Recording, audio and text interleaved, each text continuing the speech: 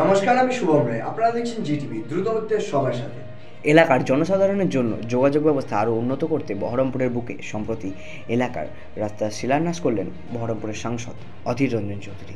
বৃহস্পতিবার দুপুরে বহরমপুর পৌরসভার ১ নম্বর ওয়ার্ডে আরও একটি রাস্তার উদ্বোধন করলেন তিনি। সাংসদ এলাকায় উন্নয়ন তহবিল থেকে প্রায় ১৩ লক্ষ টাকা খরচ করে এই রাস্তা নির্মাণ করা হচ্ছে। আপনারা দেখছেন বহরমপুর শহরের মানুষ আজকে দেখবেন মধুপুর দিয়ে আর ট্রাকের লাইন পড়ে না।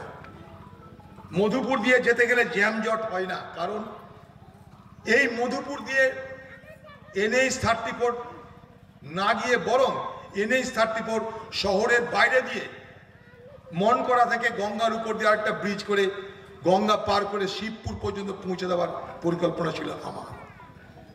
একবার যাবেন সেই বাইপাসে, একবার যাবেন, ঘুরে আসবেন, এখন সেটা দর্শনীয় স্থান হয়ে গেছে। অর্থাৎ শহর তো বাড়বে। শহর যদি বাড়ে তাহলে শহর বাড়ার সঙ্গে সঙ্গে শহর বাড়লে কি কি সমস্যা হতে পারে সেটা মাথায় রেখেই কিন্তু উন্নয়ন করতে হয়। উন্নয়ন করা মানে একটা দুটো বিল্ডিং করে দেওয়া নয়, কার জমি কেড়ে কার জমি দিয়ে বিল্ডিং করে দেওয়া নয়। উন্নয়ন করা মানে শহরের জনসংখ্যা বাড়বে, মানুষের জীবনের চরিত্র বদলাবে। মানুষের আগে যেমন এই এলাকায় হয়তো লোকের ২-৪টে লোকের সাইকেল ছিল, ১-৮টা লোকের রেডিও ছিল, ১-৮টা লোকের ফোন ছিল। আজ ঘরে ঘরে মোবাইল, ঘরে ঘরে টিভি, ঘরে ঘরে মোটরসাইকেল। তাহলে পাল্টাচ্ছে আমাদের জীবন। তো জীবন যদি পাল্টায় সেটাকে ভাবনায় রেখে কিন্তু উন্নয়ন করতে হয়। তাই আমার আরেকটা প্রস্তাব ছিল বহরমপুর, লালবাগ, জিয়াগঞ্জ মিলিয়ে একটা কর্পোরেশন তৈরি করা, ৩টে শহরকে যুক্ত করে এক বড় শহরের জন্ম দেওয়া। তাতে কি হতো, আমরা মিউনিসিপ্যালিটি থাকতাম না, আমরা কর্পোরেশন হয়ে যেতাম।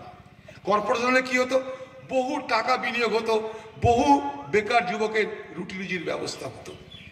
এখন সমস্যা হচ্ছে কি, দীর্ঘস্থায়ী ভাবনার, দীর্ঘস্থায়ী পরিকল্পনার অভাব।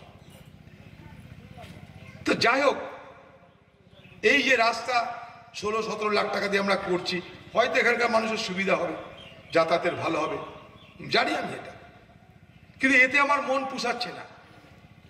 আবার বলছি আপনাদের, আমার কিন্তু ইচ্ছা, আমি বলে গেলাম, আমার গুরুজনেরাও আছেন, তাদেরও আশীর্বাদ চাইব, আজ না হয় কাল একদম কুঞ্জঘাটা পার করে, যে ঘাটটা কি নাম আমাদের, যেটা পরাশডাঙ্গা থেকে, না না আমি বলছি কি বলতো, ওই যে যেখানে কারজান গেট থেকে আমি মাপাও করেছিলাম।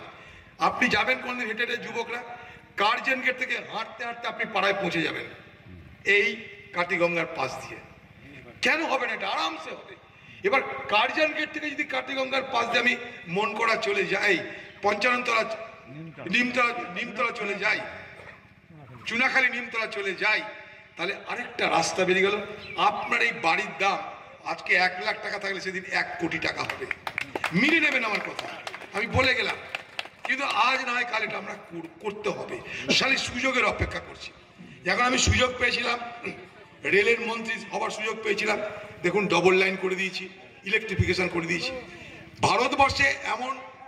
ভারতবর্ষে আপনি এখান থেকে চলে যান শিয়ালদা, কোথাও কোনো স্টেশন আপনি লিফট পাবেন না, কিন্তু কাশিমবাজারের মতন একটা গ্রামীণ স্টেশন আমরা লিফট করে দিয়েছি।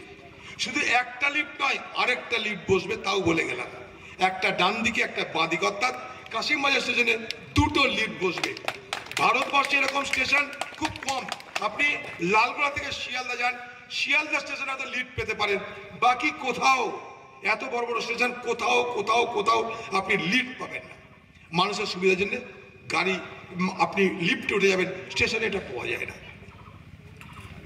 তাই সেইভাবেই আমরা ভাবি কাশিমবাজার নিয়ে, কারণ কাশিমবাজার আমাদের ঐতিহ্য, কাশিমবাজার আমাদের অতীত, কাশিমবাজার আমাদের ইতিহাস।